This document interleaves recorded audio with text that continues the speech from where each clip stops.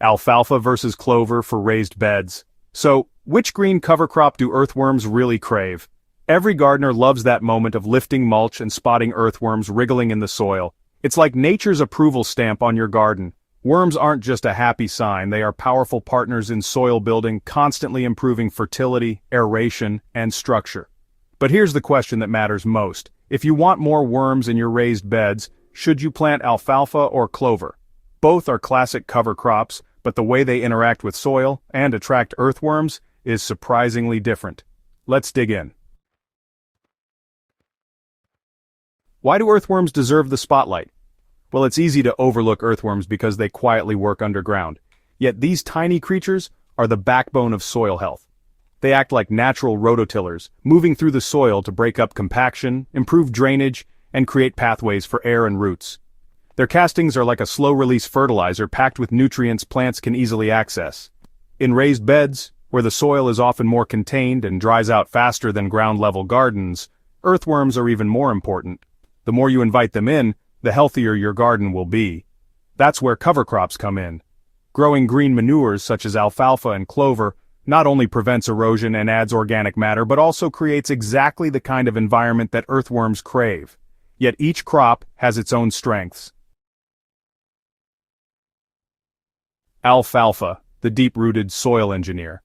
Alfalfa is often thought of as livestock feed, but in the garden it's a quiet powerhouse. Its roots dive incredibly deep, sometimes several feet into the soil. Even in raised beds where depth is more limited, those roots reach further than most common crops. This depth creates long-lasting soil channels that remain even after the plant is cut back, giving worms ready-made tunnels to explore and move through. The plant matter itself also appeals to worms, though in a slower way. Alfalfa is rich in cellulose, so it decomposes gradually. Worms don't swarm it right away, but they appreciate the long-term feast it provides. Over time, beds enriched with alfalfa become looser, darker, and able to hold moisture more effectively. It's the kind of environment worms love to settle into, even if the attraction is more gradual. For gardeners who want soil that improves steadily year after year, alfalfa is an excellent choice. Clover, the quick-serving soil snack.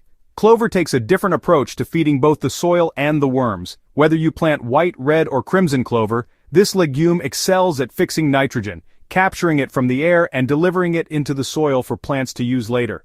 But what earthworms really adore is the soft, tender foliage. Clover decomposes much faster than alfalfa, creating a burst of worm activity almost as soon as it's chopped down or begins to die back. Clover is like fast food for worms, immediate, abundant, and honestly, irresistible. It draws them in quickly, encouraging worm populations to multiply. For gardeners who want to boost worm activity in a shorter time frame, clover is often the go-to option. It's also more adaptable to shallow beds, where deep roots like alfalfas may not fit as comfortably. If worms could cast their vote, they'd probably choose both crops, but for different reasons, of course. Clover offers an instant, tender meal that quickly attracts worms and energizes their activity. And then there's alfalfa, which offers a steady, slow-cooked buffet that sustains them over the long haul. In raised beds, this combination of quick attraction and long-term nourishment creates the perfect balance. Clover sets the stage, pulling worms in fast, while alfalfa ensures they keep working and thriving. Now it's important to remember that raised beds don't behave exactly like in-ground gardens. In the open earth, worms can move freely between different soil layers, searching for food and moisture. But in raised beds, the soil is contained, and worms are more dependent on what the gardener provides. That means your choice of cover crop has an outsized effect on worm populations. If you only rely on short-term crops, you may get quick worm activity, but not lasting soil improvement. On the flip side, if you only plant long-term crops, worms may come more slowly. The key lies in balance, really. While it's tempting to pick a side, the real Soilsage approach is to grow alfalfa and clover together. This pairing gives worms everything they could want. Clover provides the quick decomposing foliage they love to munch on right away, while alfalfa supplies deeper root channels and cellulose-rich biomass that keeps them fed long after the clover is gone. Together, they create an ecosystem where worms can thrive in every season. Mixing these two also benefits the soil beyond just worm attraction. Clover brings in nitrogen, helping your plants grow lush and green, while alfalfa mines minerals from deeper soil layers and deposits them higher up where roots can access them. Your raised beds become a buffet not just for worms but also for your vegetables and flowers. How to make it work in practice. Growing these crops in raised beds is simpler than you might think. The best results come when you plant them at the right time of year, allowing them to establish strong roots before the heat of summer or the chill of winter. Instead of pulling them up when it's time to plant vegetables, try chopping them down and leaving the plant matter on the soil surface. Worms will quickly move in to break it down, enriching your soil as they go. Moisture is another key detail. Worms thrive in damp soil, and raised beds tend to dry out more quickly than the ground. If you want your worm population to explode, make sure the soil stays consistently moist, especially after cutting down your cover crops.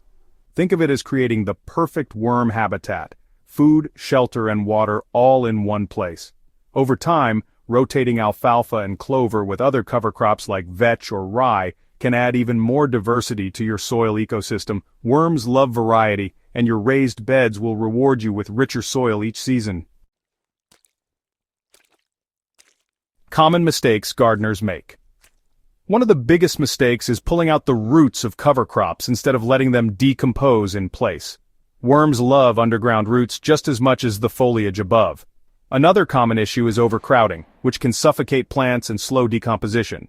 And finally, neglecting moisture is a surefire way to drive worms away, no matter how much organic matter you add.